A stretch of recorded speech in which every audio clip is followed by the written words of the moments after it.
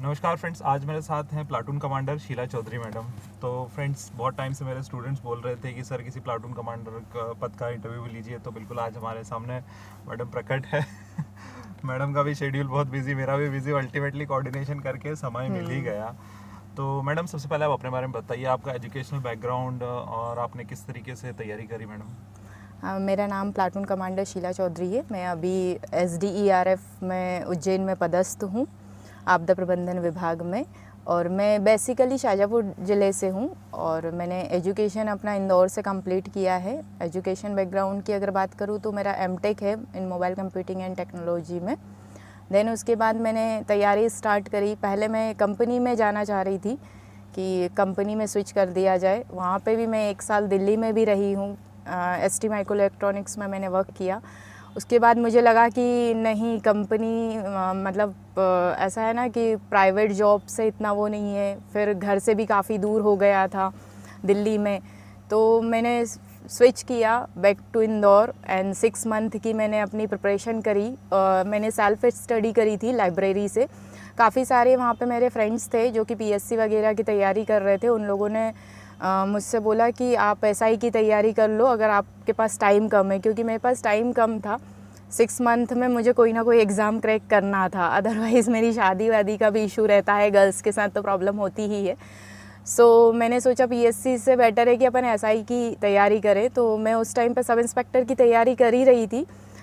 उसी बीच में platoon commander home guard की वैकेंसी निकली सब इंस्पेक्टर के पहले। तो बेसिकली इसका भी सिलेबस सेम ही था। मीन्स उसमें भी 70 मार्क्स का हिंदी, 30 मार्क्स की इंग्लिश एंड एक पेपर जो होता था उसका वो पूरा GS का था। तो सेम ही जैसे सब इंस्पेक्टर का लेवल रहता है, सेम पेपर इसका भी हुआ। इसमें सिर्फ फिज़िकल का डिफरेंस होता है। सब इंस्पेक्टर में 3 इवेंट्स होते हैं, वो क्वालिफाइंग इवेंट होते हैं। जैसे 800 मीटर दौड़ है तो आपको 330 में गर्ल्स के लिए 330 में क्वालिफाई करनी है ना। देन उसके बाद लॉन्ग जंप है तो आपको 10 फीट लॉन्ग जंप आपका क्वालिफाई करना है। गोला फेंक है तो वो आपको 15 फीट या 16 फीट ये जो है वो सिर्फ क्वालिफाई करना। बट प्लाटून कमांडर में ये रहता है 5 इवेंट्स रहते हैं और हर इवेंट आपका 20-20 नंबर का होता है।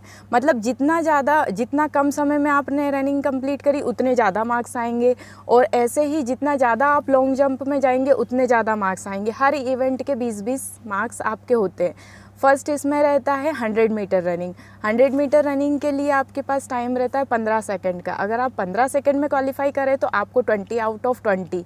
फिर उसके बाद कम होते जाते हैं 4-4 मार्क्स हर उस सेकंड पर, हर 15-15 मिली सेकेंड्स के। मिली सेकेंड्स यस उसी से अपना डिसाइड होता है।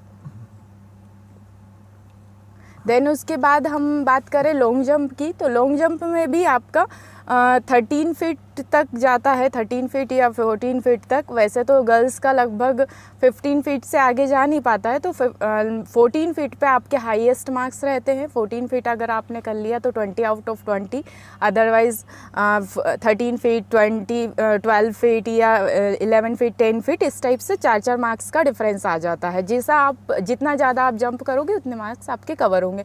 सेम गोला फेंक में है, गोला फेंक में भी जितने फीट आपने फेंका है उसके अकॉर्डिंग आपको नंबर मिलेंगे। एक होता है आपका हाई जंप आपका हाईएस्ट होता है 3-10 अगर आपने हाई जंप कर लिया तो आपके 20 आउट ऑफ 20 होते हैं। और इसमें पूरे MP में, मध्य प्रदेश में मेरा हाई जंप 20 आउट ऑफ 20 रहा। ये मेरा लक है या कुछ भी प्रैक्टिस है, क्योंकि मैंने ग्राउंड को बहुत ज़्यादा टाइम दिया था।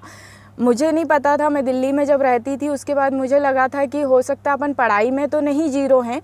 नंबर मेरे बहुत अच्छा आए थे, 150 मेरे रिटर्न में आए थे 200 में से प्लाटून कमांडर के एग्ज़ाम्स में।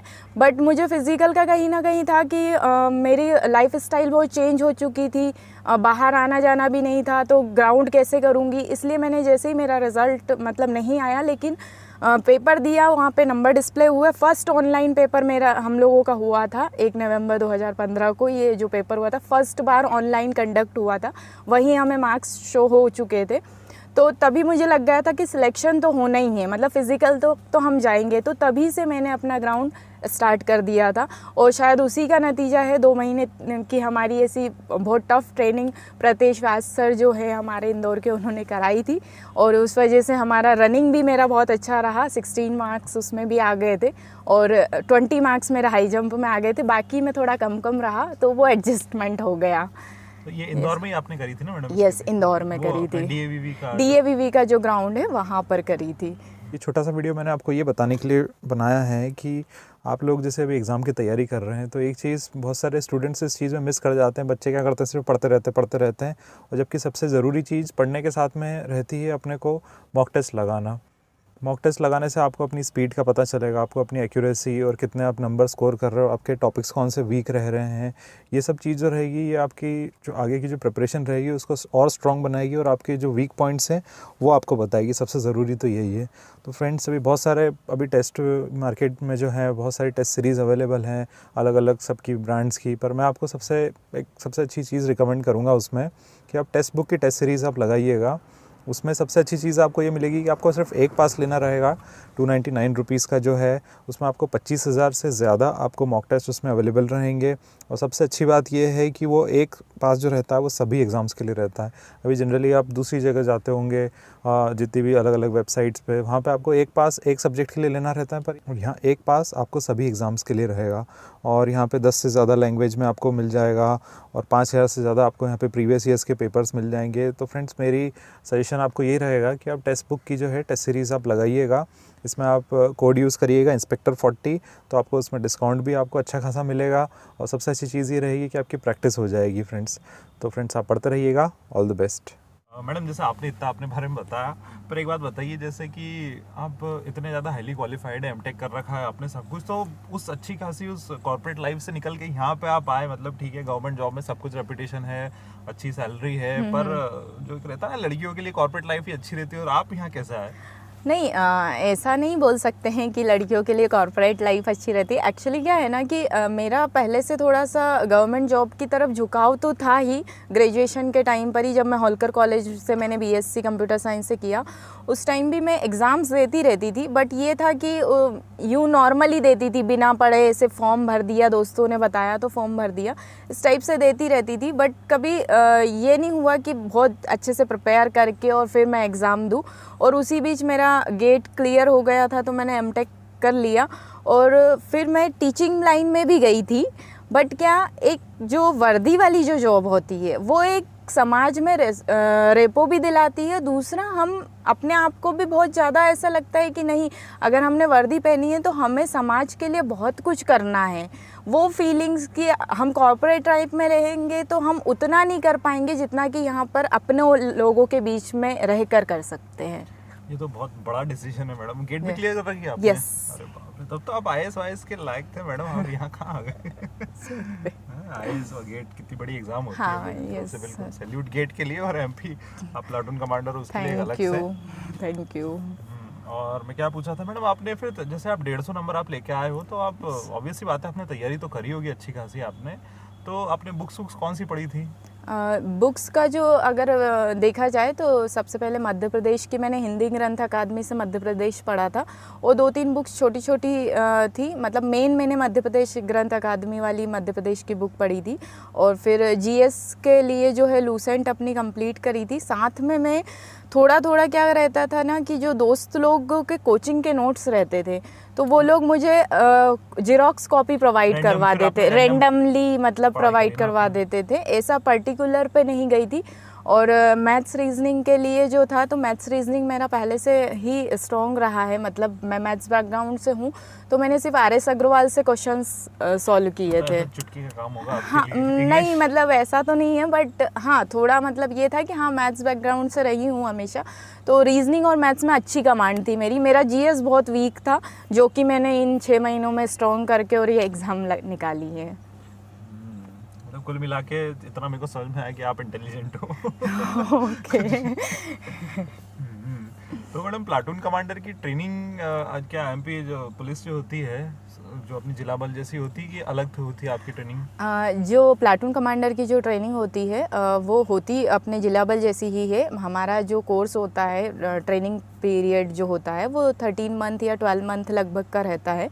उसमें सेम चीज़ें जो अपने को जिला बल में सिखाई जाती है सेम ही हमारा 3 महीने का RAPTC इंदौर में भी कोर्स चला, जो कि जिला बल के साथ ही फाउंडेशन कोर्स वहीं पे आर्म्स एम्यूनेशन का, जिसमें फायरिंग वगैरह और आर्म्स ड्रिल वगैरह ये सब चीज़ें हमें RAPTC में ही 3 मंथ के कोर्स में सिखाई गई थी। और बाकी जो हमारे होमगार्ड से रिलेटेड जो चीज़ें हैं वो हमने CTI मंगेली जबलपुर से ट्रेनिंग कंप्लीट करी। इसमें एक कोर्स और जुड़ जाता है आपदा प्रबंधन का, क्योंकि होमगार्ड का काम जो है वो जिला बल के साथ साथ लॉ एंड ऑर्डर ड्यूटी करने के साथ साथ आपदाओं को मैनेज करने का भी है, जैसे बाढ़, भूकंप, इस टाइप की जो आपदा आती है। आपका तो बहुत ज़्यादा काम रहा होगा। हाँ बिल्कुल, उस टाइम पे भी हमारे सारे जवान जो थे उसी ड्यूटी में लगे हुए थे पुलिस बल के सहयोग के साथ, और हम लोगों की भी ड्यूटीज़ लगी थी जैसा कि जिला बल की लगती है उस टाइम पे ड्यूटी। अच्छा, सैलरी तो सेम ही रहती है, सैलरी स्ट्रक्चर तो आपका है ना पूरा का पूरा।